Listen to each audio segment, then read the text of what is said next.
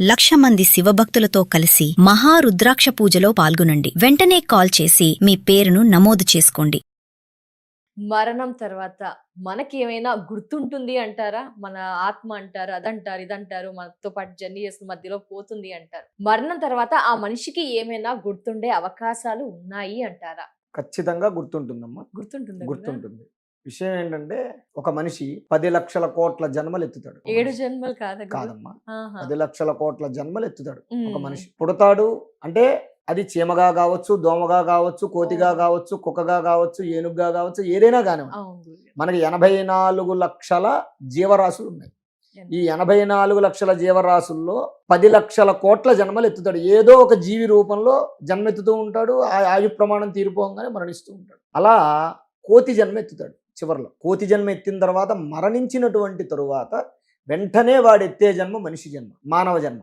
మ్మ్హ్మ్. అందుకే కోతికి మనిషి దగ్గరగా ఉంటాడంటారు చూసారా? అవును గురుగారు. అది దేని నుంచి? కోతి నుంచే మనిషి వచ్చాడంటారు కదా. అవును అది గురుగారు. కోతి కాలక్రమేణా మనిషి రూపం ధరించడం కాదు. గత జన్మలో కోతిగా ఉండి మరణించిన తరువాత మానవ జన్మ ఎత్తాడు. ఇప్పుడు మనందరం కూడా ఆ, కోతి తర్వాత. ఆ, అంటే మనందరం అంటే అమ్మా ఇక్కడ ఈ జన్మకు ముందు మనం మనుషులుగా ఉండొచ్చు కాక, ఎన్ని మానుష్య జన్మలు ఎత్తామో ఎత్తుండొచ్చు కాక. మ్మ్హ్మ్.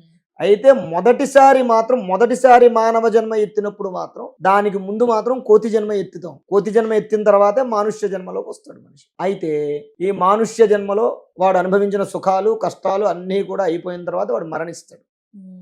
మరణించిన తరువాత ప్రతి మనిషికి స్థూల సూక్ష్మ కారణ అని 3 శరీరాలు ఉంటాయి. స్థూల శరీరం అంటే మనకి పైకి కనిపించే శరీరం, ఓకే స్థూల గురుగారు. శరీరం. సూక్ష్మ శరీరము అని అనగా లోపల మన కంటికి కనబడినటువంటి ఆరా ఏదైతే ఉంటుందో ఆత్మ, దాన్ని సూక్ష్మ శరీరం అంటారు. ఇప్పుడు పడుకున్నప్పుడు కలలు వస్తూ ఉంటాయి. మనం ఎక్కడికెక్కడికో వెళ్ళిపోతున్నట్టు, హిమాలయాలకు వెళ్తున్నట్టు, లేదా సినిమాలకు వెళ్తున్నట్టు, ఇంకో చోట అంటే మనం అనుభవించేదన్నీ కూడా ఆ వెళ్ళేది సూక్ష్మ శరీరం. మనకు అన్నీ తెలుస్తాయి. నేను ఇక్కడ పడుకునే ఉన్నానని తెలుసు, కానీ నేను ఎక్కడో ఉన్నానని అనిపించేటువంటి భావన చూశారు. అలా వెళ్ళి అనుభవించేది సూక్ష్మ శరీరం. ఆ సూక్ష్మ శరీరం మనిషి మరణించినటువంటి తరువాత ఆ సూక్ష్మ శరీరం కూడా అంతమైపోతుంది. సూక్ష్మ శరీరం. అంతమైపోతుంది. తల్లి గర్భంలో 9 నెలలు ఉంటాడు. ఈ 9 నెలలు ఉన్నప్పుడు 1వ నెలకి ప్రాణం పోసుకుని, 3 నెలలు వచ్చేటప్పటికి గుండె తయారయ్యి, 3వ నెలకి కాళ్ళు చేతులు, తర్వాత 4వ నెల ముక్కు చెవులు అవి ఎలాగైతే వస్తాయో మ్మ్. అలాగ మనిషి మరణించినటువంటి మొదటి రోజు నుంచి 11వ రోజు వరకు కూడా మళ్ళీ ఈ అవయవాలన్నీ సూక్ష్మ శరీరానికి తయారవుతాయి. ఆత్మకి ఆత్మ సూక్ష్మ. ఇప్పుడు ఎప్పుడైతే మనం దహనం చేస్తామో, అవును గురుగారు. మనిషి శరీరాన్ని దహనం చేసినప్పుడు మ్మ్. ఈ శరీరంతో పాటు ఆత్మ యొక్క శక్తి కోల్పోతుంది. ఆత్మ యొక్క ఆర కూడా పోతుంది. పోతుంది. ఎప్పుడైతే దహనం చేసిన తర్వాత రోజు నుంచి 11వ రోజు పెద్ద కర్మ చేస్తా అని చూశారు. అవును గురు. ఈ 9 రోజుల్లోనూ కూడా ఈ శరీరం సూక్ష్మ శరీరం మళ్ళీ ఆరా తయారవుతుంది అనమాట. కాళ్ళు ముక్కు చెవులు ఈ 9 నెలల్లో మనం డాక్టర్లు చూపిస్తూ ఉంటాం, మనం యూట్యూబ్లో వాటిలో వీడియోలు అవును. చూస్తూ ఉంటాం. Yes, గురు. గర్భణంలో 9వ నెల 7వ నెల ఇలా ఇలా తయారవుతుంది. ఇలా గుండె అలాగా కొట్టుకోవడం. సూక్ష్మ శరీరం తయారవుతుంది. 9 రోజుల్లో 9 తయారవుతుంది. రోజుల్లో. మ్మ్. 11వ రోజు వస్తుంది, పెద్ద కర్మ చేస్తారు. ఈ కర్మ చేసేటప్పుడు వీడు ఏం చేస్తాడయ్యా అంటే బయట గుమ్మం దగ్గర కూర్చుని ఉంటాడు. అవునా ఈ గురు. మధ్య రాజేంద్ర ప్రసాద్ గారి సినిమా ఒకటి వచ్చింది. వస్తే లోపల కార్యక్రమం అవుతూ ఉంటుంది. ఆయన చనిపోతాడు. మ్మ్. లోపల కార్యక్రమం అవుతుంది. బయట 2 కుర్చీలు వేసుకుని కాళ్ళ మీద కాలేసి కూర్చుని ఉంటాడు. మ్మ్. వచ్చిన వాళ్ళందరూ వెళుతూ ఉంటారు, ఈయన చూస్తూ ఉంటాడు. Yes, గురుగారు. ఆ? మ్మ్. వెన్నెల కిషోర్ వచ్చి చూసి కాలు దాటి వెళ్తాడు. మ్మ్. అంటే ఈయన చనిపోయిన వాడే, కానీ అంటే కొంతమందికి ఆత్మలు కనపడతాయి. అలాగా ఈ శరీరం, ఈ సూక్ష్మ శరీరం ఏం చేస్తారు, బయట గేటు దగ్గర నుంచి ఉంటుంది. వచ్చేటటువంటి వాళ్ళు అంటే ఈ పెద్ద కర్మకు వచ్చి భోజనానికి వచ్చి చేసి వెళ్ళే వాళ్ళు ఎవరైతే ఉంటారో మ్మ్. వాళ్ళు నా మీద ప్రేమతో వచ్చారా, లేదా నా మీద కోపంతో వచ్చారా, మ్మ్. అంతేకాకుండా నా కొడుకులు నా పుత్రులు ఎవరైతే ఉన్నారో కర్మకాండలు చేసేటప్పుడు భక్తితో చేశారా, నాన్నగారన్న గౌరవంతో చేశారా, లేదా సత్యాడరా బాబు పీడపోయిందని చేశారా, ఖర్చు ఎక్కువ అవుతుందా నా ఆలోచిస్తున్నారా? నా భార్య, నా బిడ్డలు, నా కోడళ్ళు, నా కూతుర్లు వీళ్ళందరూ నా మీద ప్రేమతో ఉన్నారా Yes. లేదా అనేటటువంటి విషయాన్ని 11వ రోజు పెద్ద కర్మ రోజు ఆయన అక్కడి నుంచి తెలుసుకుంటాడు. అవును. ఎందుకంటే ఆ రోజు వాళ్ళ మనస్సుల్లో భావన బయటకు వస్తుంది. ఆ రోజు బయటకు ఆ రోజు అంటే వాళ్ళ మనసులో పడేటటువంటి ఆ ఫీలింగ్ని ఆత్మ అర్థం చేసుకుంటుంది. తర్వాత ఆ రోజు రాత్రంతా అయిపోయి భోజనాలు పెట్టి అందరూ వెళ్ళిపోయిన తర్వాత యమదూతలు వస్తారు.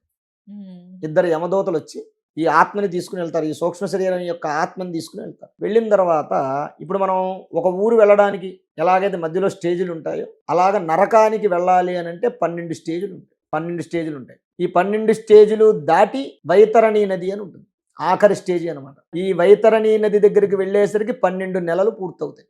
ఆత్మ వెళ్ళడానికి ఒక ఆత్మ నరకానికి వెళ్ళాలి అంటే ఇంత ప్రయాణం 12 నెలల ప్రయాణం చేయాలి. ఈ 12 నెలల ప్రయాణంలోనే సంవత్సర సూతకం అని చెప్పి ఏటి సూతకం అంటారు. కర్మ చేసినటువంటి వాళ్ళ కొడుకులు ఆ ఏటి సూతకాన్ని పాటిస్తారు.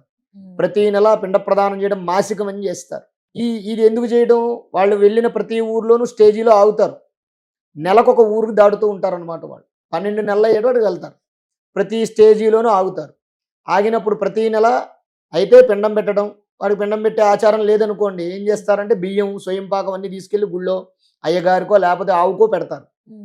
అలా పెట్టింది వీళ్ళు ఏం చేస్తారు, యమదూతలు ఏం చేస్తారా అంటే ఇదిగో నీ కొడుకు చక్కగా ఇగో నాన్న పిండం పెట్టాడు, నీకు ఇవి పట్టుకొచ్చాడు, ఇదిగో తినని చెప్పి ఇస్తారు. అది ప్రసాదంగా భోజనంగా వాళ్ళు తింటారనమాట.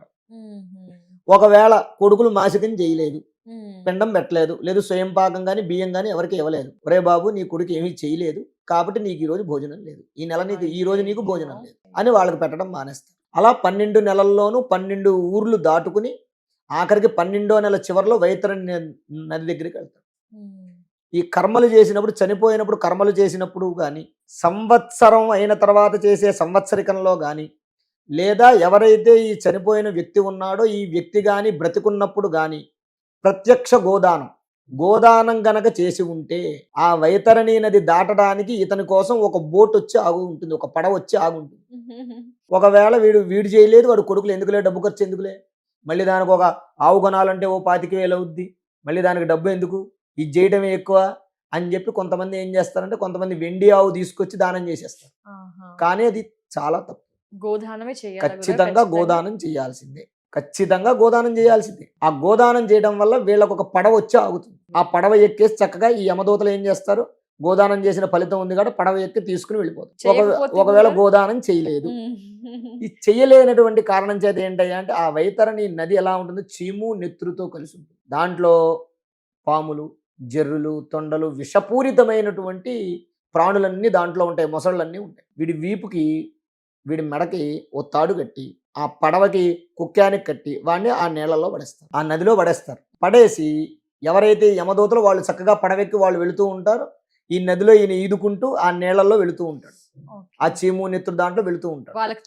వాడితో వెళ్ళాలి, వాడు ఎలాగో దాటాలి కదా, కానీ వాడిని ఆ పడవ ఎక్కించరు. ఎందుకు ఎక్కించరు, గోదానం చేయనటువంటి కారణం చేత. ఎక్కించకపోవడం వల్ల ఏమవుతుంది, ఆ లోపల ఆ నీళ్ళల్లో ఉండే పురుగులు, ఆ తేళ్లు, జర్రులు అన్ని వీళ్ళు కుడుతూ ఉంటాయి వెళ్ళేలోపు. అది విపరీత, దాన్ని నరకయాతన అంటారు. ఆ వైతరణి అనేది దాటిన తర్వాత ఆఖరికి వాడిని మళ్ళీ తాళ్ళు పట్టుకుని పైకి లాగి వాడిని చిత్రగుప్తుడి దగ్గరికి తీసుకెళ్తారు. చిత్రగుప్తుడి దగ్గరికి వెళ్ళిన తర్వాత చిత్రగుప్తుడు ఏం చేస్తాడయ్యా అంటే వీడిని పాపాలు చేశాడు, వీడిని పుణ్యాలు చేశాడు, వీరి పేరు ఇది అని చెప్పి వాడి యొక్క హిస్టరీ మొత్తం తీసి పాప పుణ్యముల యొక్క చిట్టా తీసి ఒక ట్యాగ్ వేసి వాడి మెడలో వేసేసి యమలోకానికి పంపిస్తాడు. అంటే యమధర్మరాజు ఉన్నటువంటి సభకి పంపిస్తాడు. అక్కడికి వెళ్ళిన తర్వాత యమధర్మరాజు వీడి పాపాలు పుణ్యాలు చూసి, పుణ్యాలు ఎక్కువ చేశాడు కాబట్టి పాపాలు తక్కువ చేశాడు కాబట్టి ముందు నరకలోకంలో శిక్షలు అనుభవింపజేసి తర్వాత స్వర్గానికి పంపేయండి. అంటే ఇన్ని సంవత్సరాలు శిక్ష అని ఉంటుంది. ఇప్పుడు మనం జైలుకి వెళ్ళాం 10 సంవత్సరాలు లేదా 14 సంవత్సరాల శిక్ష ఉంటుంది కదా, అలాగా వీడి ఎన్ని సంవత్సరాలు శిక్ష అనుభవించాలి, ఎన్ని సంవత్సరాలు స్వర్గంలో, ఎన్ని సంవత్సరాలు నరకంలో ఉండాలనేటటువంటి రాసి వాళ్ళకి చెప్తాడు. అలా వీడు చేసినటువంటి ఆ పాపాలకి పుణ్యాలకి స్వర్గంలోను నరకంలోను ఎంతకాలం అయితే శిక్ష ఈ యొక్క యమధర్మరాజు చెప్పాడో అంతకాలము కూడా అనుభవించేస్తాడు. అనుభవించిన తర్వాత మళ్ళీ ఆ శిక్షాకాలం పూర్తయిపోయిన తర్వాత మళ్ళీ వాడు ఇంకో జన్మెత్తాలి కదా, బ్రహ్మలోకానికి వెళ్ళిపోతాడు. బ్రహ్మలోకానికి తీసుకెళ్ళిన తర్వాత లైన్లో నుంచుంటాడు. బ్రహ్మదేవుడు ఏం చేస్తాడయ్యా అంటే నువ్వు ఈ పాపం చేసావు కదా గతంలో, కాబట్టి నువ్వు ఎలగ్గా పుట్టు, లేదా నువ్వు పందిగా పుట్టు, నువ్వు పలానా జంతువుగా పుట్టు. మనిషి అంటే వాడు చేసినటువంటి పుణ్య పాపముల యొక్క కర్మ ఎలాగైతే ఉంటుందో ఆ కర్మ ప్రభావంగా వాడు మళ్ళీ ఆ జన్మ ఎత్తాల్సినటువంటి పరిస్థితి ఉంటుంది. అలా వాడిని ఏం చేస్తాడయ్యా అంటే ఒకవేళ మనిషిగా పుట్టాలి. ఒకసారి మానవ జన్మ ఎత్తిన తర్వాత మళ్ళీ ఇంకొక జన్మ అనేది ఉండదన్నమాట. అంటే ఇంక వేరే జన్మ ఉండదు. కానీ మరీ పాపం చేసి మరీ వాడు ఎలాగయ్యా అంటే ఎదుటివాడు సొమ్ము బాగా ఇప్పుడు మోసం చేసి నాకు అవసరం అండి అని చెప్పి 10 లక్షలు 15 లక్షలు సాయం చేస్తే వాడిని మోసం చేసి అవతల వాడు నాశనం అయిపోతున్నా సరే వీడు ఆనందంగా హ్యాపీగా ఉండి వాడి సహాయం చేసిన వాడిని ఆదుకోవాలి. ఆదుకోకుండా వీడు అలాగే ఉండి వాడి యొక్క నాశనం వీడు కోరాడనుకో వాడు పందిలా పుడతాడు. పందిలా పుట్టి పెంట తినేటటువంటి జన్మ పంది జన్మ, కాబట్టి పంది జన్మ ఎత్తుతాడు. అలా లైన్లోకి వెళ్తాడు. ఉమ్, బ్రహ్మదేవుడు చూసి రాసేసి ఒరే నాయన మళ్ళీ నువ్వు పలానా జన్మెత్తని చెప్పి రాసేసి వాడి నుదుటి మీద రాస్తాడు. నువ్వు ఇన్ని కష్టాలు పడు, ఈ జన్మలో ఇది చేసావు కాబట్టి పోయిన జన్మలో ఇన్ని కష్టాలు పడు, ఇన్ని సుఖాలు పడు, ఈ టైంకి నీకు ఇది అవుతుంది, ఈ టైంకి నీకు ఇది అవుతుంది అని చెప్పి రాసేసి వాడికి అప్పచెప్పేసి ఉమ్, వాడిని ఏం చేస్తాట, నీటి బిందువు రూపంలో మార్చేసేసి భూమి మీద వదిలేస్తారు. వదిలేస్తాడు. ఆ నీటి బిందువు ఏమవుతుంది, మేఘావృతం అయిపోతుంది. మేఘావృతం అయిపోయి ఆ నీరంతా కూడా పొలాల్లోనూ పంటల్లోనూ పొలాల్లోనూ పడతాయి కదా, అక్కడ మన చేలల్లోనూ కొండల మీద పడతాయి. ఉమ్, ఆ నీళ్ళన్నీ కూడా చేలల్లోకి పొలాల్లోకి వస్తాయి. ఇలా పడినటువంటి ఈ నీటి బిందువులు, చేలల్లోనూ వాటిల్లోనూ పడినటువంటి నీటి బిందువులు పప్పులు బియ్యము వీటన్నిటి మీద ఆ మొక్కలో పట్టి వీడేదైతే ఈ నీటి బిందువు శక్తి ఉంటుంది కదా, వీడి జన్మ ఆత్మ ఆ పప్పులోకి వెళ్తుంది ఉమ్, లేదా ఆ బియ్యంలోకి వెళ్తుంది. ఆ బియ్యం కానీ ఆ పప్పు కానీ పురుషులు తింటారు. తిని ఏమవుతుంది, ఆ తిన్న తర్వాత వాడికి వీర్యవృద్ధి కలుగుతుంది. స్ఖలనం రూపంలో అవును. పురుషుడి యొక్క వీర్యం రూపంలోకి వాడు మారిపోతాడు. తర్వాత ఈ పురుషుడికి వివాహమైన తర్వాత దంపతుల యొక్క కలయిక వల్ల ఈ సంభోగం వల్ల ఈ వీర్యం ద్వారా ఆ స్త్రీకి మళ్ళీ వీడు మనిషిగా పుడతాడు. ఓహో, మళ్ళీ మధ్యలో ఒక జర్నీ ఉంటుంది అయితే. ఉంటుంది. ఉమ్, అంటే ఏదైతే ఈ పప్పులు తింటాడో ఈ శారీర దారుఢ్యం దీనివల్ల ఏమవుతుందయ్యా అంటే వాడు మళ్ళీ ఈ పురుషుడి యొక్క వీర్యం అంటే ముందే చెప్తాడు, నువ్వు పలానా వాడికి నువ్వు ఇది చేసావు కాబట్టి వాడికి కొడుగ్గా పుట్టాలి, ఎవడు కొడుగ్గా పుట్టాలో, ఎవడికెవడు పెళ్ళం పుట్టాలి, లేదా భర్తగా పుట్టాలి, అన్నదమ్ములుగా పుట్టాలి అనేది ముందే భగవంతుడు రాసేస్తాడు. అందుకని వాడు ఆ యొక్క ధాన్యం తినేలాగా జరుగుతుంది. ఆ ధాన్యం ద్వారా వాడికి వీర్యవృద్ధి కలిగి వాడికి సంతానం రూపంలో పుడతాడు. మళ్ళీ పుట్టినప్పుడు చిన్నే నాళే తతఃపశ్చాత్ సూతకంతు విధీయతే. పుట్టిన తరువాత తల్లి యొక్క బొడ్డు పేగు ఉంటుంది. ఉమ్, ఆ పేగు కట్ చెయ్యనంత వరకు కూడా వారికి గత జన్మంతా స్మృతిస్తుంది. తల్లి గర్భంలో 9 నెలలు ఉంటాడు. ఉన్నటువంటి 9 నెలల్లో కూడా వాడు గత జన్మలో చేసినటువంటి పాపాలు పుణ్యాలు అన్నీ వాడికి రిమైండ్ అవుతూ ఉంటాయి. నేను ఇలా చేశాను, ఇలా అంటే బిడ్డ కొద్దిగా ఇటు తిరుగుతున్నట్టు తెలుస్తూ ఉంటుంది అవును కదా. గురుగారు. ఆ పాప పుణ్యముల యొక్క ఆ కష్టముల యొక్క ఆ సుఖముల యొక్క అనుభవం అంతా కూడా వాడు నెమరేసుకుంటూ ఉంటాడు. ఉమ్, డెలివరీ అయినటువంటి తరువాత ఈ బొడ్డు పేగు ఏదైతే కట్ ఉంటుందో చేసి. పేగు కట్ చేసేంత వరకు కూడా ఉమ్, వాడికి గత జన్మ స్మృతి ఉంటుంది. ఎప్పుడైతే బొడ్డు పేగు కట్ చేస్తారో కట్ చేసినప్పుడు స్మృతి పోతుంది. ఉమ్, అప్పటిదాకా మళ్ళీ వాడు ఇంకో జన్మెత్తి చనిపోయిన తర్వాత నరకానికి వెళ్ళి అక్కడి నుంచి మళ్ళీ ఇంకొక జీవికి మళ్ళీ జన్మించి ఆ బొడ్డు పేగు కత్తిరించేంత వరకు వాడికి గత జన్మ స్మృతి ఉంటుంది. ఉమ్, ఇలా. మీరు అడిగిన దానికి అది సమాధానం. ధన్యవాదాలు గురుగారు. నమస్కారం. శ్రీ మహాగణాధిపతయే నమః. ఆరోగ్యము, ఐశ్వర్యము, ఆనందము, ఆర్థిక లాభం ఇవన్నీ కలగాలంటే ఆగస్టు 11వ తారీఖు మంగళవారం రోజున మేము నిర్వహించేటటువంటి 1,00,000 రుద్రాక్షల పూజలో పాల్గొనండి. పరమేశ్వరుడి యొక్క అనుగ్రహం వల్ల సర్వ విధములైనటువంటి కష్టాలు నివారణమై ఐశ్వర్యాలు కలుగుతాయి. 1,00,000 రుద్రాక్ష పూజలో పాల్గొనేటటువంటి వారు స్క్రీన్ మీద స్క్రోల్ అవుతున్నటువంటి నెంబర్లకు కాల్ చేసి రిజిస్ట్రేషన్ చేసుకోగలరు.